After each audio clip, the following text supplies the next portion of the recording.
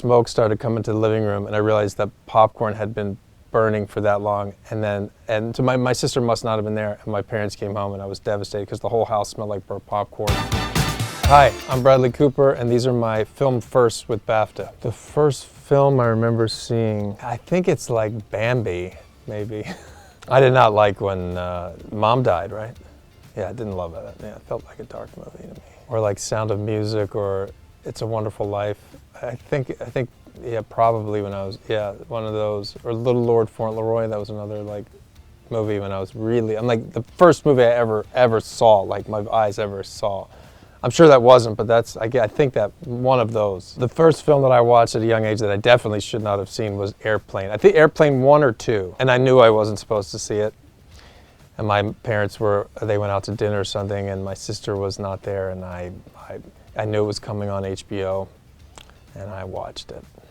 Till a certain scene, and then I was making microwave popcorn, and knew I was supposed to see it, and I put 5 minutes, but I actually put 55 minutes. Oh, I know, I was waiting for a certain scene. It didn't happen, and I kept waiting until smoke started coming to the living room, and I realized that popcorn had been burning for that long. And so my sister must not have been there, and my parents came home, and I was devastated because the whole house smelled like burnt popcorn for like 3 weeks.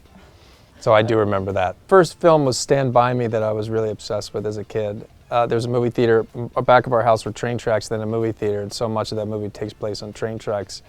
And so that movie lived with me a long time. The first film that made me think I want to be a part of this world was The Elephant Man by David Lynch. Yeah, I saw that when I was like 11, and that crystallized everything. Just the world he created, but it specifically was when Frederick Treves walks in across Hospital Road to where Joseph Merrick is being shown, and David Lynch just stays on him as he sees it, just the shadow. You see his shadow on the wall, but the whole shot is on Anthony Hopkins as he's seeing him. First thing I ever acted in was Around the World in 80 Days. I was Inspector Fix, I think was his name. I was like 8. Yeah, I remember that in elementary school. And back then, when the typing was purple. I remember it was like my lines were in purple, like that like dark purple type. Mrs. Billingsley, I saw years later. She was the director. I saw her like in 2011, like in a supermarket. And that was kind of awesome. First line I ever said in a TV show, I think was Sex and the City. I think I said like, no way, I'm not letting you out, to Sarah Jessica Parker.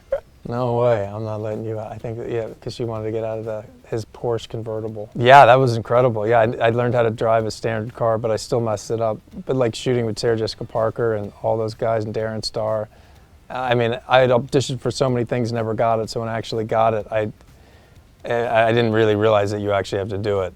It was a very surreal experience because I was so used to just like I just kind of thought auditioning was the career. First audition I ever had was definitely like in a commercial. I think it was a Dell Computers commercial, and I got cast as an extra. I think that was it.